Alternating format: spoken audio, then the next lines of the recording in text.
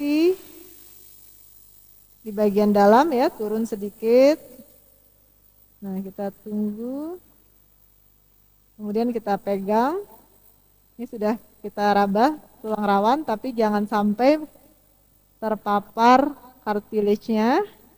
Kita pisahkan antara subkutis dengan mukoperikondrium.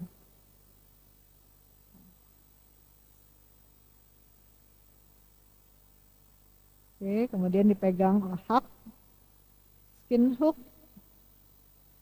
Kemudian kita expose lagi lebih baik.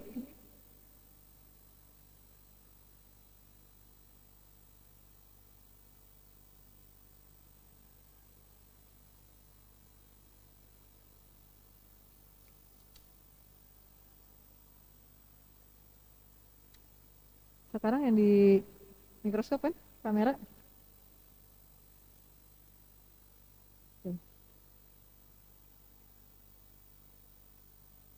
Oke, kita lihat sampai batas dasarnya ya. Lepaskan. Nah, ini lihat darah sudah terkendali karena kita tadi mengambil waktu sebentar, habis infiltrasi kita tunggu. Jadi menunggu itu sangat penting sekali. Oke, selanjutnya kita lakukan insisi kedua. Selevel, lepas dulu. Oke, selevel tadi insisi pertama, tapi kita menembus. Nah,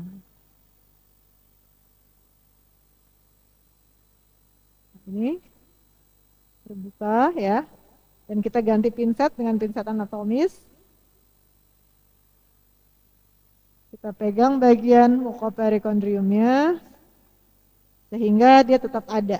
Kalau kita buka dari sini keangkat semua mukoperikondrium. Karena kita mau ngambil mukoperikondriumnya menjadi bagian dari grafitnya.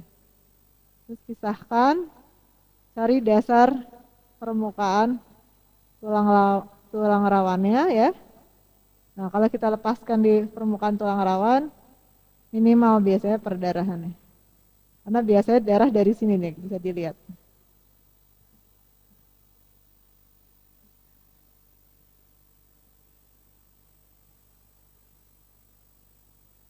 Ini bisa dilihat.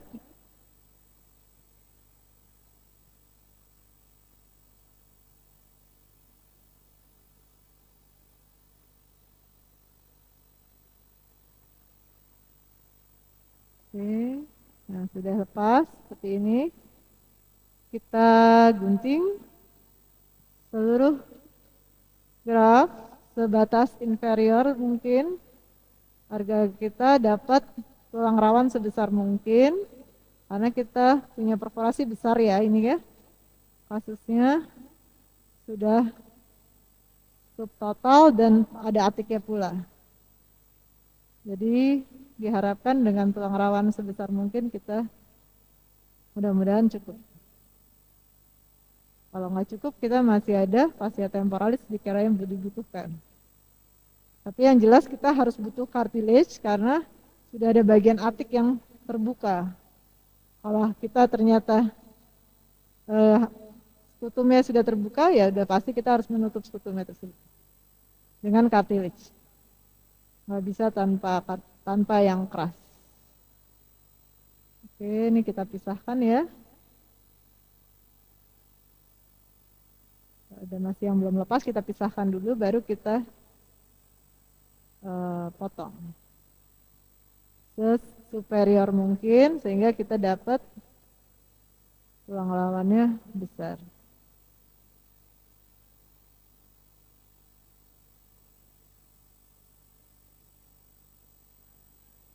Oke, kemudian di bagian dasar usahakan tidak putus. Kiranya kita nanti mempertimbangkan memerlukan teknik yang mengambil mukoperikondrium lebar. Tapi kalau tadi walaupun saya ngambilnya bisa lebar, tapi ternyata saya pertahankan satu sisi. Tapi kita untuk jaga-jaga ya kita mengambilnya tekniknya seperti ini saja. Nah, jadi di dasarnya tapi tidak memotong cartilage. Jadi yang kita perlu lihat adalah cartilage, sehingga kita juga tidak banyak jaringan lunak yang kita sentuh. Nah, ini sudah cukup lebar ya cartilage-nya.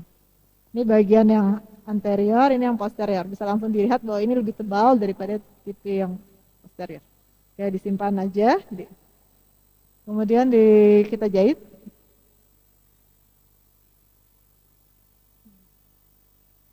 Ini tidak ada darah ya. Sih.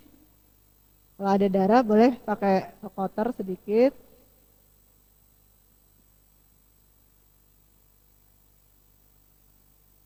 Cuman hati-hati ya mengkotor ke arah dalam, kan dasarnya itu ada facialis yang keluar dari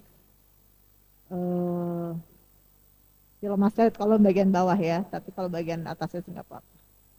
Hati-hati aja. Oh ya, kalau saran saya lebih baik kita menunggu daripada berdarah-darah. Bisa kita isi dengan melakukan gunting rambut, cuci telinga, seperti itu. Bahkan ada beberapa institusi yang mereka infiltrasi ketika belum di draping. Ya, gunting.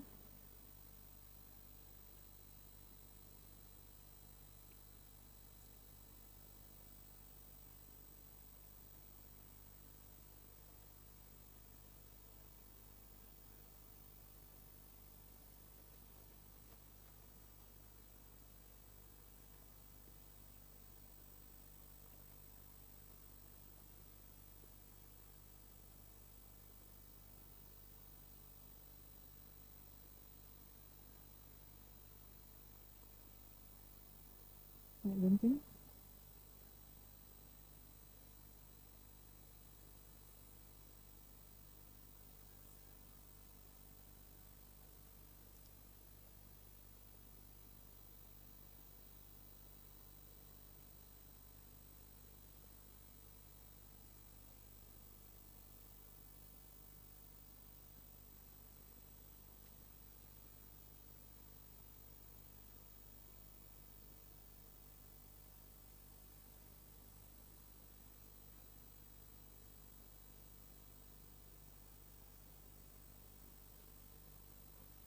Oke.